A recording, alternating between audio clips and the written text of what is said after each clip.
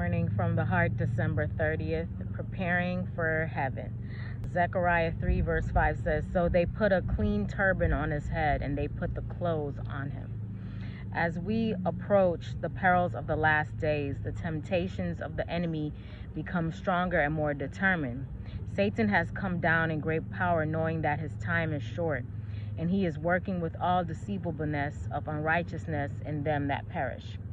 The warning comes to us through God's word that if it were possible, he would deceive the very elect. Wonderful events are soon to open before the world. The end of all things is at hand. The time of trouble is about to come upon the people of God.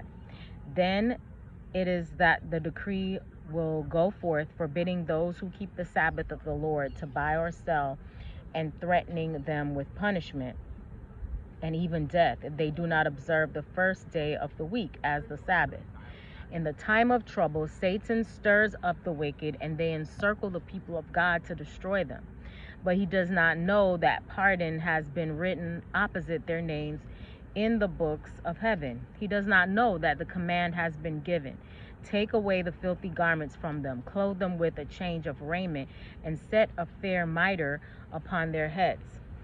While we speak of the necessity of separating from sin, remember that Christ came to our world to save sinners, and that he is able also to save them to the uttermost that come unto God by him. It is our privilege to believe that his blood is able to cleanse us from every spot and stain of sin. We must not limit the power of the Holy One of Israel. He wants us to come to him just as we are, sinful and polluted. His blood is efficacious. I like that word, efficacious. I entreat you not to grieve his spirit by continuing in sin. If you fall under temptation, do not become discouraged. This promise comes ringing down along the line to our time. If any man sin, we have an advocate with the Father, Jesus Christ, the righteous. We feel that for this one promise, a continual song of thanksgiving ought to go forth from the lips of mortals.